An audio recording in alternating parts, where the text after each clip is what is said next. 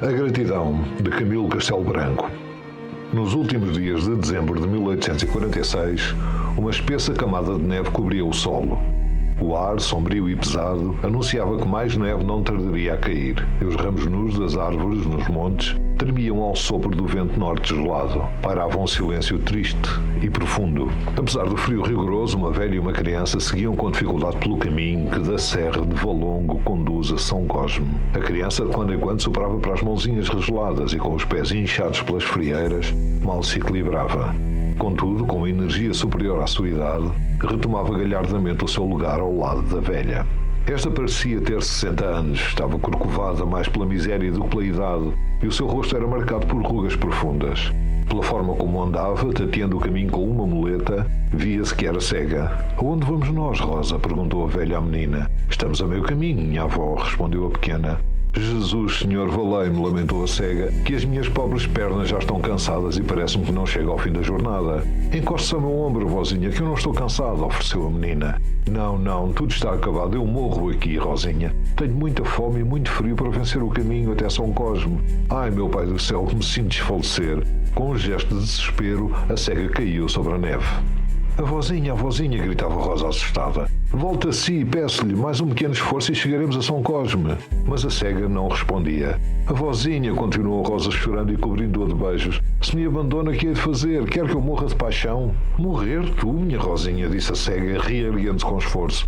"Oh, meu Deus, não permitas tal. Então levante-se que lhe o peço eu. Se fica aqui mais tempo, o frio matá-la. Em São Cosme aquecemo-nos." "Ai de mim", disse a cega, levantando-se com a ajuda de Rosa. "E a senhora Dona Teresa receber-nos-á?" "Há de receber, sim, minha avózinha, eu lhe o afianço. Não creio que a boa senhora Dona Teresa nos despeça. Quando eu lhe ia vender flores silvestres, ela abraçava-me e dizia muitas vezes que desejava que eu fosse sua filha. Não duvido que ela te receba, porque és muito linda e agradável. Agora não creio que me receba a mim." Uma velha cega que para nada serve, lamentou-se a avó. "Se assim acontecer, voltaremos à nossa aldeia e os bons lavradores que conheceram os meus pais terão piedade de nós", acrescentou Rosa. A avó, comovida, apertou a neta ao coração, murmurando palavras de ternura e, reanimada, retomou com um passo mais firme o caminho de São Cosme. O vento soprava com mais força e pequenos flocos de neve começavam a cair, tornando-se cada vez mais densos. "Rosinha", disse a cega, "bem queria andar, mas não posso. Deixa-me ficar." "A vozinha, eu já avista a torre da igreja de São Cosme." "Estás bem certa disso?" interrogou a velha. "Eu não queria mentir", respondeu a Rosinha.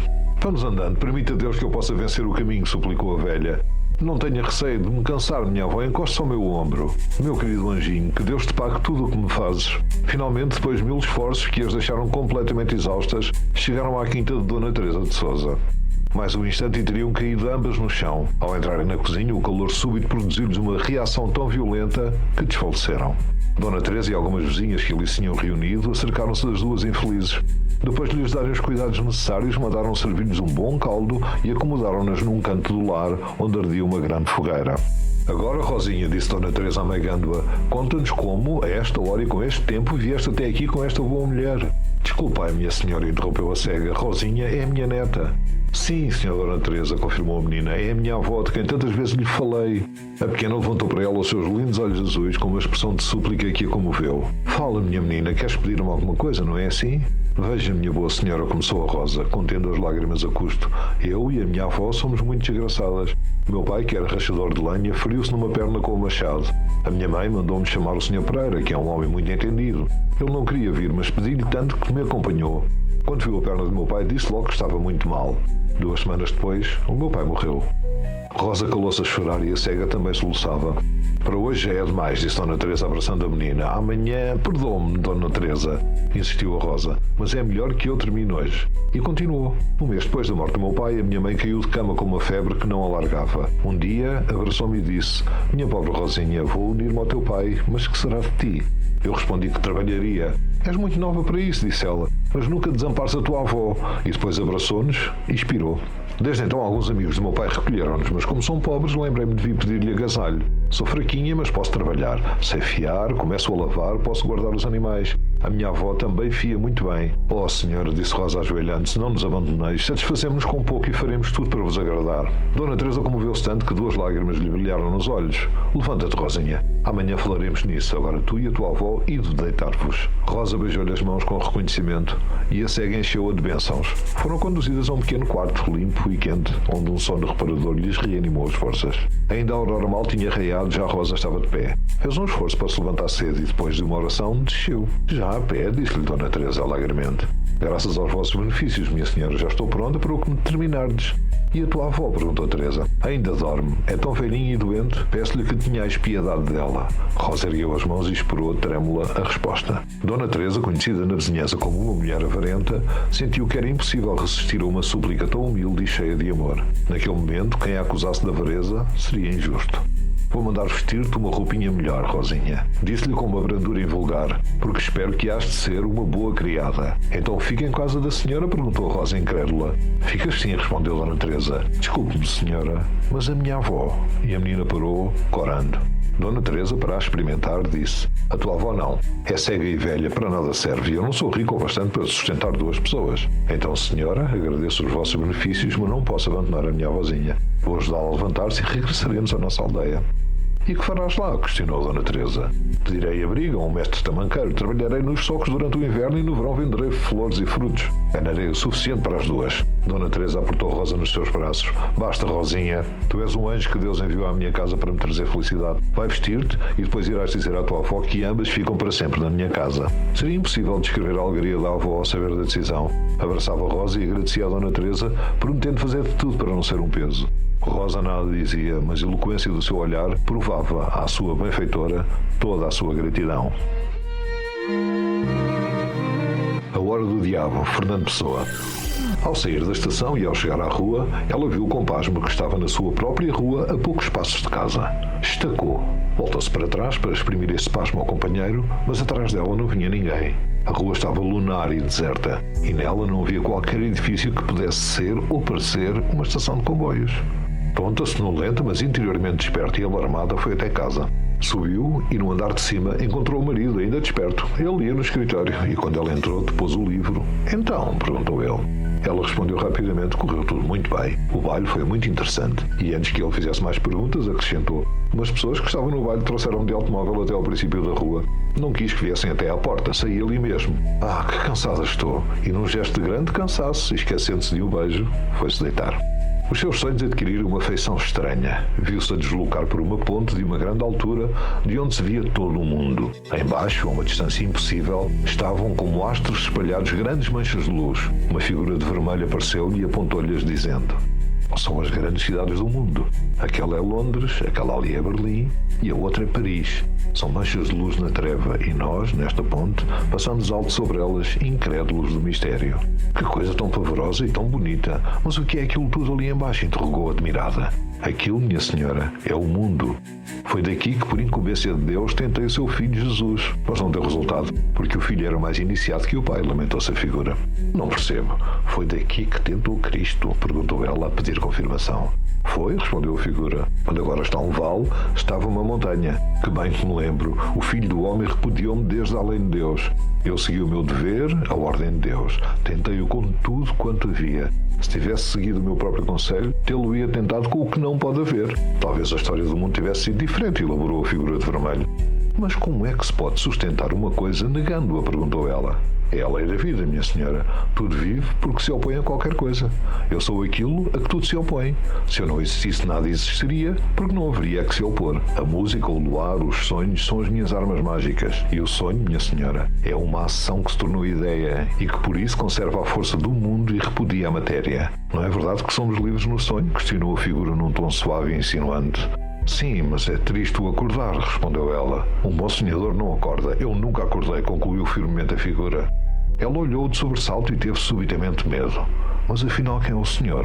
Porque está assim mascarado? Indagou ela com a voz trêmula. Respondo numa só resposta às suas 2 perguntas. Não estou mascarado, disse ele, saboreando a confusão. Como? Perguntou ela perplexa. Minha senhora, eu sou o diabo. Num relance de terror extremo onde boiava um prazer novo, ela reconheceu que era verdade. Ele continuou: eu sou de facto o diabo. Não se assuste, porém, porque sou realmente o diabo e por isso não faço mal. Shakespeare, que inspirei muitas vezes, disse que eu era um cavalheiro. Por isso, esteja descansada.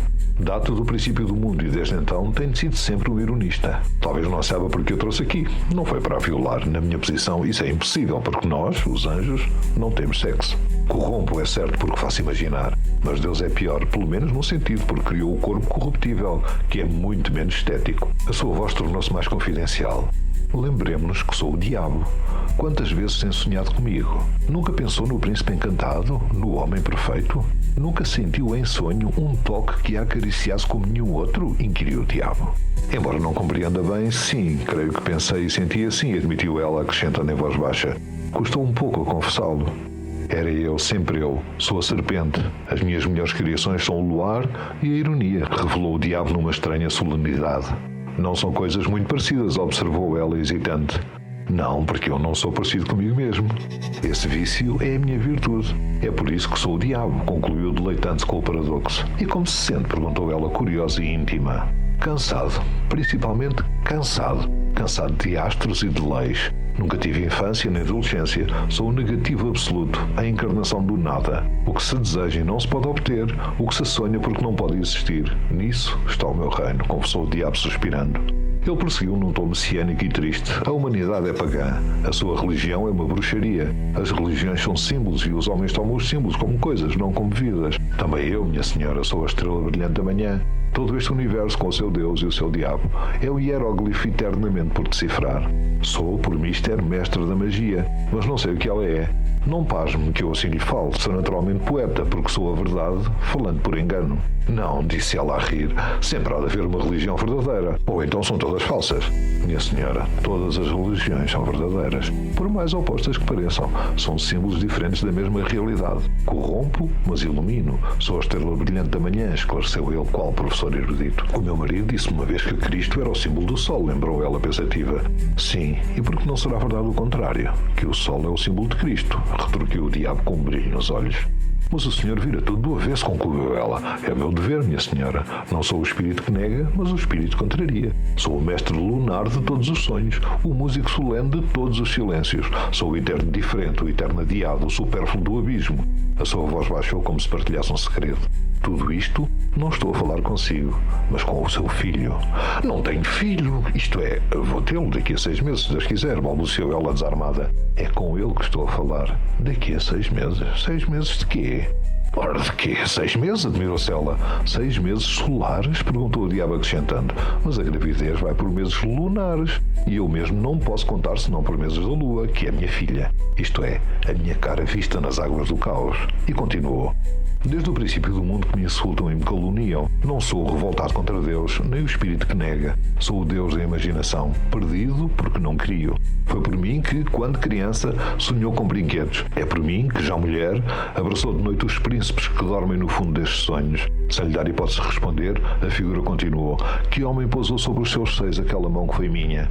Que beijo te deram que fosse igual ao meu? Era eu, sou aquele que sempre procuraste e nunca poderás achar. O que está em baixo é como o que está em cima, exclamou o diabo. Esta conversa tem sido interessantíssima, conseguiu ela dizer, recompondo-se com esforço. Esta conversa, minha senhora, mas ela na verdade nunca se deu.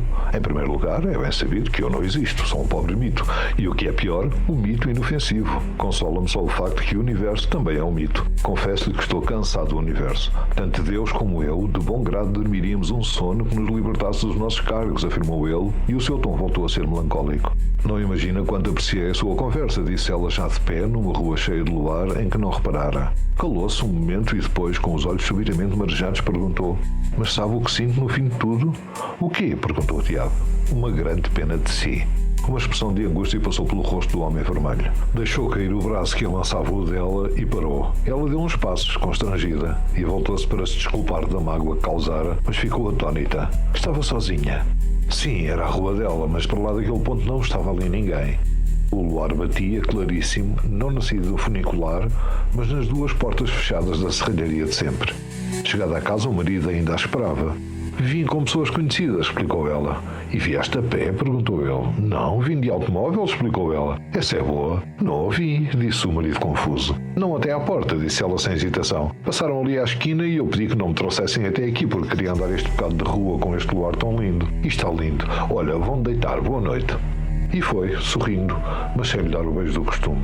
Nenhum deles reparou que não se tinham beijado. A criança, um rapaz, nasceu 6 meses depois. Já o homem revelou-se muito inteligente, um talento, talvez um gênio. Um dia perguntou à mãe: dizem que certas memórias maternas se podem transmitir aos filhos. Há uma coisa que me aparece constantemente em sonhos. É uma memória de uma viagem estranha com um homem de vermelho que fala muito. Passa sobre uma ponte altíssima que domina toda a terra. Depois há um abismo, uma voz, e sai-se à luz, ao luar, exatamente aqui no fim da rua. E no princípio de tudo, há uma espécie de baile. Maria depôs a costura no colo e, virando-se para a sua amiga Antónia, que a visitava, disse: ora, isto tem graça. Claro que os comboios e a ponte são sonho, mas há uma parte de verdade. Foi aquele baile no Clube Azul, no Carnaval, uns 6 meses antes dele nascer, lembras-te? Dancei com um rapaz qualquer vestido de Mefistófeles e depois vocês vieram trazer uma casa.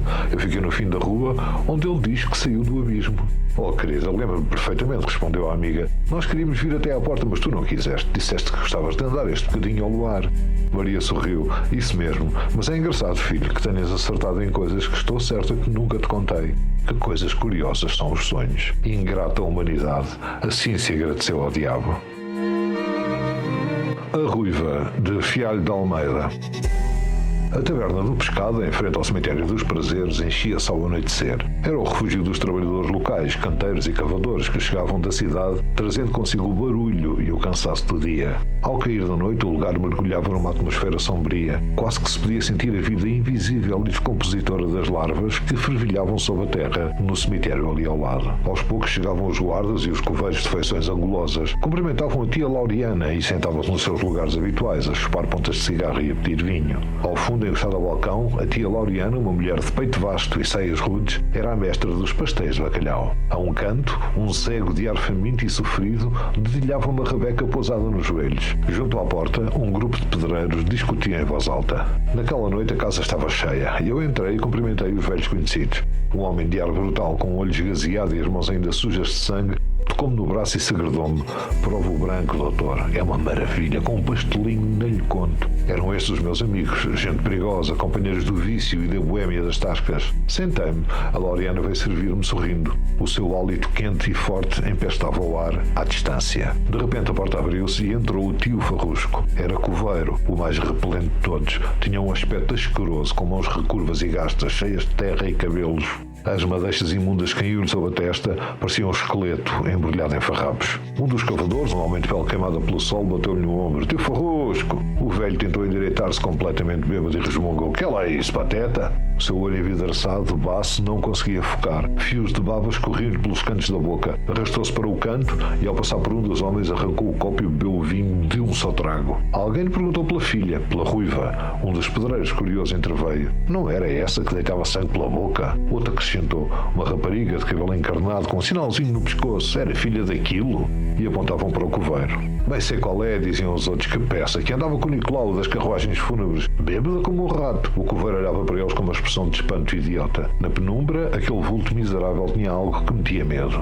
Mas, tio Farrusco, a Ruiva está melhor, não está? Insistiu um deles. Melhor, gaguejou o coveiro. Esta manhã via a dormir. Estava mais branca. Tentava apoiar-se no balcão com as mãos a tremer. Começou a cantarolar baixo, babando-se, e com os risinhos cruéis e gelados, aninhou-se num canto para dormir como um convadio. Querem saber da minha filha, da Ruiva? Resmungou de repente por logo acrescentar: ainda hoje o Nicolau, aquele que leva para a vala os animais que morrem no hospital, disse-me que a trazia ali.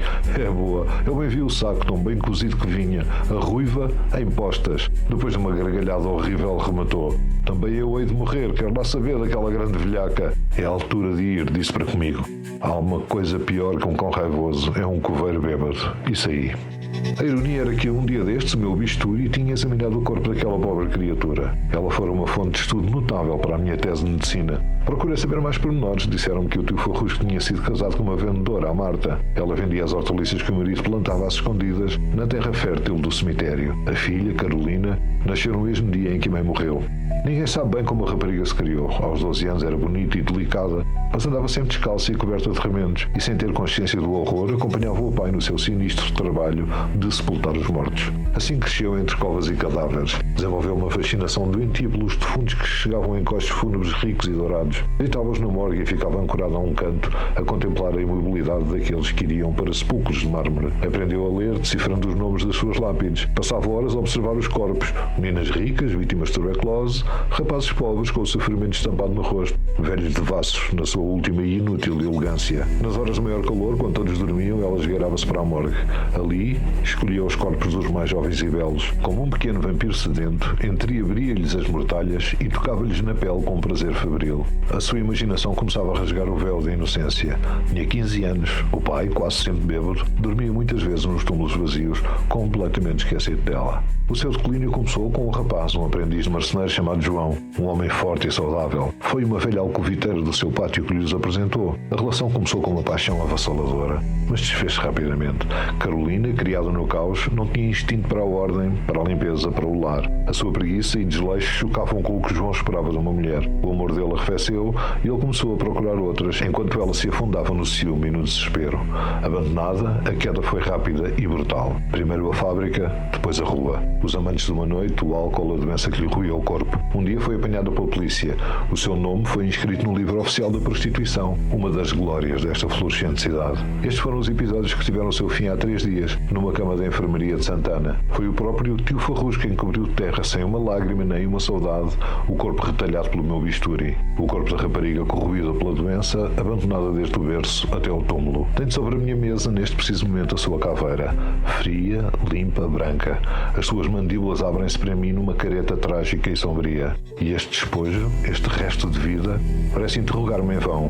Leva-me a refletir sobre as causas da decadência moral que nos rodeia. Uma reflexão que, tal como a sua vida, talvez não tenha resposta. É para dar voz a estas personagens, por vezes esquecidas nas páginas do tempo, que este canal existe. Espero que estas palavras fiquem a ressoar convosco. Muito obrigado pela vossa companhia e até à próxima.